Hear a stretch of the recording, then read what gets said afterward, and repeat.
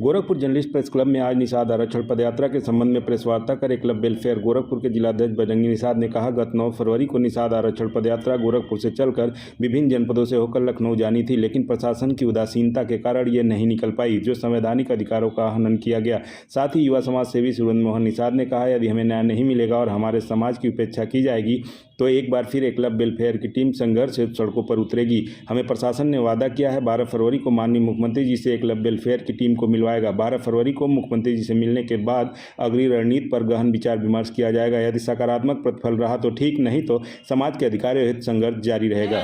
अधिकार दिए हैं, आरक्षण मांगने का हमको अधिकार वही दिए हैं, उसी अधिकार के तहत हम लोग मांग रहे थे। लेकिन ये तानाशाही सरकार, ये राम राज्य नहीं, ये कौन राज्य है? अब तो आप लोगों को बताएं, आप लोग बतावे और समाज बतावे कि ऐसे कैसे राम राज्य को माना जाए कि राम राज्य है। आज इस प्रेस वार्ता का मेन उद्देश्य ये है कि 9 फरवरी 2024 से निषाद आरक्षण को लेकर के एक पदयात्रा का शुभारंभ होना था, जो कि प्रदेश व्यापी था।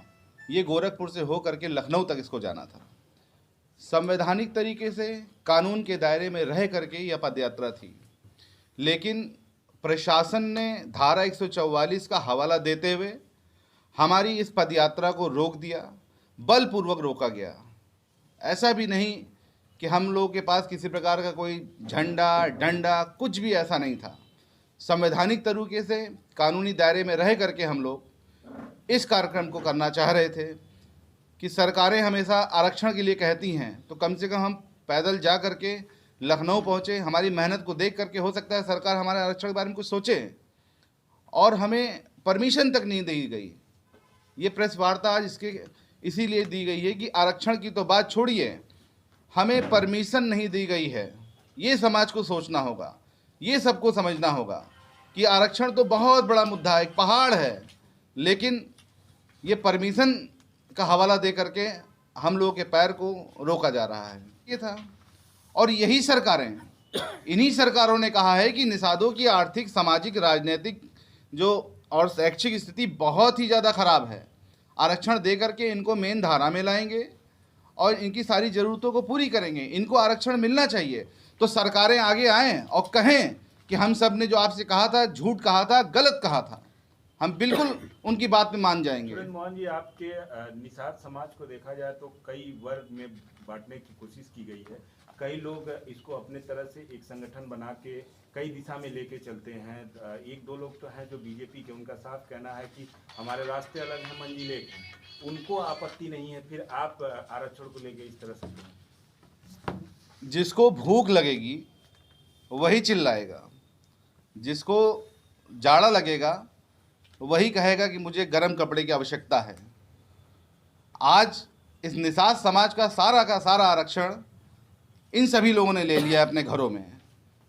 हम लोग कोई राजनीतिक बात यहाँ नहीं करना चाहते हैं। हम चाहते हैं कि हमारे बच्चों के भविष्य का सवाल है। पिछले 10 सालों में 2, 3, 4, 5 नंबर से हमारे बच्चे रह जा रहे हैं। अगर मिल जाता तो आज कितने बच्चे अधिकारी हो जाते।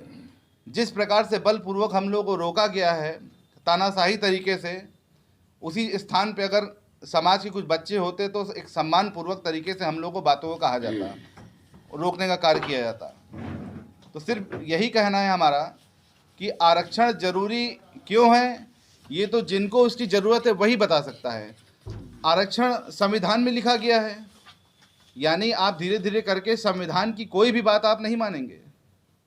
मुख्यमंत्री से मिलाने का आश्वासन मिला था आपको, उसका क्या हुआ? एसडीएम महोदय मौके पर आए, उन्होंने कहा कि 2 दिन का आप हमें समय दीजिए, 2 दिन में हम आपको माननीय मुख्यमंत्री जी से मिलवाएंगे, आप अपनी बात करिएगा। क्योंकि हमने उनसे यही कहा था कि देखिए, आप अभी अथॉरिटी नहीं हैं आरक्षण को लेकर के, आप सिर्फ ज्ञापन ले सकते हैं और आगे फॉरवर्ड कर सकते हैं, आप बाध्य नहीं कर सकते हैं। हमारा मेन उद्देश्य तो आरक्षण हासिल करना है, और ये मुख्यमंत्री जी और केंद्र सरकार को मिल करके तय करना है। तो सर्वप्रथम जो प्रशासनिक अधिकारी हैं वो हम सब लोगों को माननीय मुख्यमंत्री जी से मिलाने के लिए 2 दिन का समय लिया था।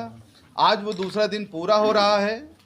अब आगे बैठ करके हम लोग ये तय करेंगे कि माननीय मुख्यमंत्री जी से किस प्रकार से मिला जाएगा, वो कैसे समय देंगे, निषाद समाज ये देख रहा है, चुनाव करीब है, कि जब मिलने का समय नहीं दे रहे हैं, परमिशन नहीं दे रहे हैं शांतिपूर्वक हमें चलने की, तो आरक्षण तो बहुत दूर की बात है। और हम लोग को अब किसी से कोई उम्मीद भी नहीं है। सरकारों में जो भी समाज के नेता हैं, हमें उनसे कोई उम्मीद नहीं है। इसलिए निषाद समाज एकजुट होकर के अपनी आवाज़ को खुद बुलंद कर रहा है।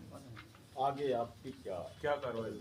आगे हमें यही करना है कि कल जिला प्रशासन माननीय जिलाधिकारी महोदय से हम लोग मिलेंगे, उनसे सारी घटनाक्रम की उनको सूचना पहले से होगी, उनको पुनः हम लोग इस चीज़ को बताएंगे, सारा घटनाक्रम आप बताएंगे, आपके माध्यम से भी ये बातें वहाँ तक पहुँच रही होंगी कि आप माननीय मुख्यमंत्री जी से हम लोग को मिलवाएं, नहीं तो जिलाधिकारी कार्यालय के बाहर अनशन, क्रमिक अनशन शुरू हो जाएगा और ये क्रमिक अनशन आगे चल करके आमरण अनशन पे भी तब्दील हो सकता है।